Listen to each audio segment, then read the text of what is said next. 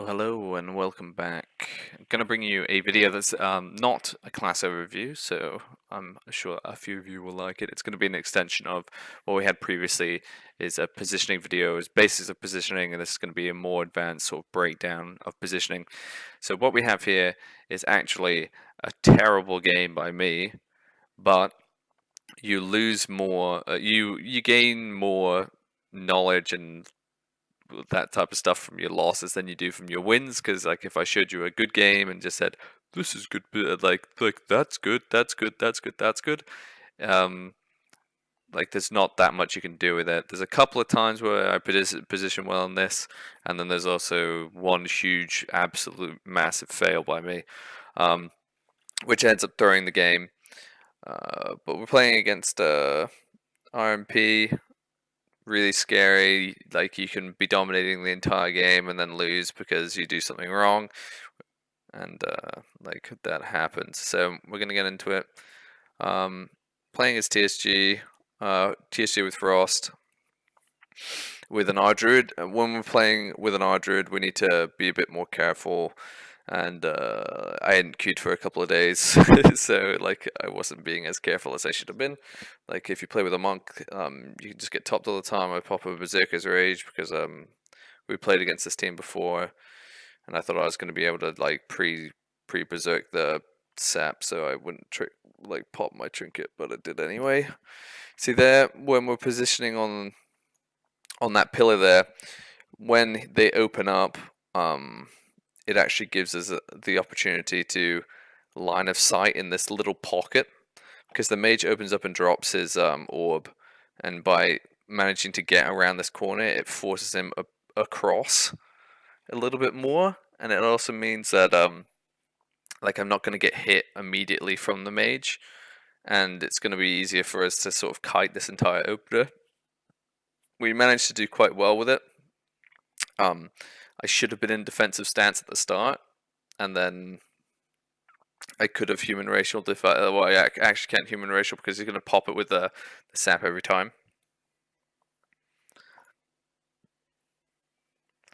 And like a couple of times in this, like I was leaping to get a fear, but I didn't like actually end up getting it at all, which kind of puts me in an awkward position here because I always want to be able to have my leap up so I can get back to where I need to be. Here I get put in the smoke bomb, but we get the AMZ down, and it's completely fine because we've managed to position well to avoid a significant amount of the burst off the opener.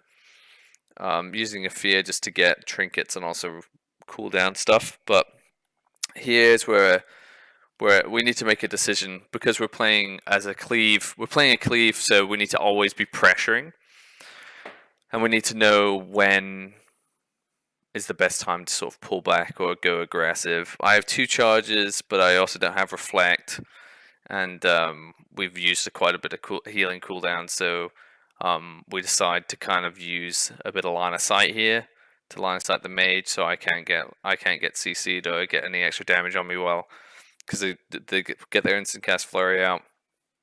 We decide to just try and stay here, maybe hit the rogue if he's on us, but we again have to just push in again. But every time we push, it puts our healer in a really awkward position because there's currently, it's really easy for the rogues to drop combat, and then our druid can get sapped, and then he gets wrong. Puts me in an awful position. I'm spamming my reflect, and I'm like, okay, I've got to get away from this. And essentially, it's just we drag our druid out into an awful place where he gets CC'd loads. It's really, really, really, really, really bad habits of doing it. You need to know when you can go and when you can't, and also if you're going to go somewhere awkward, you need to be ready to play defensive immediately. Playing trinket in this scenario would have been probably a better option because I could have trinketed and then also whenever I wanted to, but I have the human racial, which I use later for like in a pretty good way, but end up getting overconfident because of it, and it causes the death later. But see, here we're playing out in the open. It's okay at the moment because they don't have that much go for us. They don't have like huge CDs, but Now I need to bear in mind that I don't have parry anymore, so I can't really be jumping into really stupid locations, which ends up happening. We get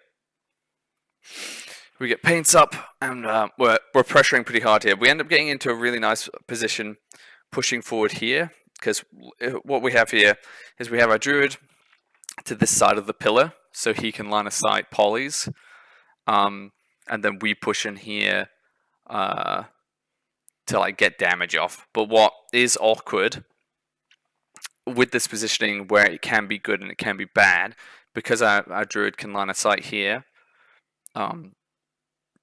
he can like get through to us to get the heals off, and they can't CC him here. But if they begin to push around and they manage to close him off, or they manage to CC crowd control him on the other side of the pillar, and immediately this pocketed area becomes like a death trap. And when you get stuck over here, line of sighting your druid, it's awful. So if you have control of the position, like, it's good. If you don't have control of the position, or you haven't communicated that you're going to be going back behind here, or he knows that he can get around, like has a displacer to get through, it can be really, really bad. As well as having the druid in here with you, because if he's in this corner, he can't line of sight anything. He's just going to catch a whole load of CC, and then you're going to end up dying. And if you try and line of sight, then you line of sight him. So a good positioning would be like here, so he can still poke through us, and then maybe back there, but then he can still get blinked. It's kind of awkward, but that's like the nature of playing TSG. You're never going to be in like the most amazing position for line of sighting. So we see, as we were talking about that, they go for a bit of CC on our druid, but he manages to just step forward and isn't. But he does get stuck in a ring, but it's not awful because he was out of. Because he was managing to, he was out of the ring, but then he gets feared into it. But he's also he knows that the fear is going to happen, so he forms first, so he's not going to get replayed out, which stops the CC chain. That's something in, like, if you know that you're going to get CC'd, you need to think, okay, well, what's the best way that I can stop this CC chain going any further? And he knows that only polys are going to be on him, is the only thing that can go on him afterwards, so he makes sure he bears it, and also they can't swap him there. And what we try and do to stop the CC is just pressure the mage a bit more, and we managed to get block here. So we're in a reasonable position. Our druid's kind of in an awkward spot, but he's also DR'd on some CC. It's kind of difficult with this map for us to get really good positioning. There's nowhere where we're going to be like, oh yeah, we enjoy this, because we have to keep running and they're going to be able to keep kiting us into awkward positions. It's more, rather than trying to get a good position, trying to get a better position, or trying to not be in the worst position. So we have the druid. He comes in, tries to stop their healer getting in a good position, get some CC on him, and we end up getting the block. So it's like an okay positioning here. We're starting to play really aggressive. I don't know here. What I need to bear in mind is what we look at here. This is coming up to a really, really bad misplay. I don't have my die by the sword. I only have reflection. I don't have trinket for 37 seconds, and I don't have my human racial. But we're playing massively aggressive. I get hugely overzealous and leap in. And as we talked about before, death trap. Especially when the druid doesn't know that I was going in, didn't tell him. You can see here on the minimap, he's right in the middle of the map, which was a good position. Max range healing where we just were, but I see that the disc is we just got block, get overzealous, jump in, push even further in, because I'm like, oh yeah, we gotta get the kills, and I had a sharpened blade popped. The rogue comes back here, full kidneys me. I can't do anything about this. I have no trinkets to get out. I'm in D stance, but don't have reflection up. I have no die by the sword. No leap. All I have is blade storm to get out. Like, what the hell am I doing? This is when I've realized, holy crap, I am in the worst position ever.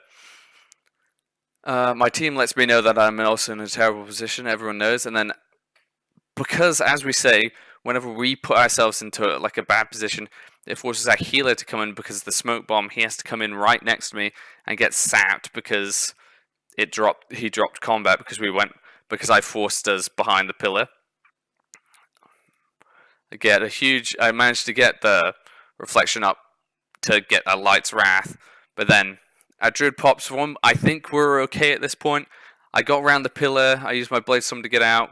I knew how I was going to get it back around there, but then it doesn't do anything because the priest can come along, fears him into a ring, and I fall down. It goes from going one extreme of, oh my god, we're going to win this game, it's great, and then pushing into just one bad position and you die. There's comps like this. RMP, RMD is one of those where that's going to happen. You need to watch yourself and not get overconfident or think that you just have it in the bag and put yourself in a bad position. Like it could have been worse. I could have even been in battle stance. Wouldn't have even lived through the first kidney. I would have just died. So, so what we can learn from this game specifically is communicating well to your healer where you're planning on going. Not going into areas where you're being sort of drawn in, keeping track of cooldowns. Knowing how bad a line of sight can actually screw with your healer, because if they have to use displacers and stuff to get in, then they get CC'd. So not only are you stuck in a bad position, you pull your healer into a bad position. So even if you did survive, your healer has to use too much to keep you alive, and then eventually you lose later on. It's sort of like being aware of yourself, but also your healer and the rest of your team, and like, how does this implicate the rest of your team? Like me leaping in there, if I'd said, "Hey, I'm gonna leap in there," they probably would have told me not to, but I just did it because it was like, I need to go get this kill. This was the last game that we had after like a 2.5 hour queue session, but I'm not making any excuses. It was a terrible thing, and I hope you guys can learn from it, because I know I freaking have. I thought I knew better than this, but obviously not. And I hope this is an insightful video. Helps a bit out with do's and don'ts of things. Kind of gives you a bit of a look into Tol'vriron Arena, of places not to go, like behind these pillars. It's really, really awful, especially because, as we talked about previously, surviving against comps with casters in them, we need to stop CC chains and watch out for these areas where you're going to get locked into death. But I hope this was interesting and useful. Make sure to like, comment, ask me anything that you think needs clarifying, or if you like this video, say I want more of this, and I'll get you some more of some like different comps and run through positioning on different maps as well, because I've got like plenty of gameplay now. And hopefully I'll see you next time. Peace.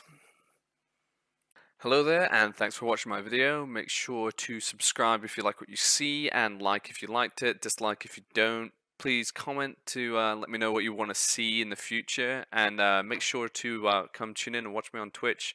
I'm live from 12 AM or 12 midnight GMT for normally about 6 hours, playing a whole bunch of games. Hopefully I'll see you there.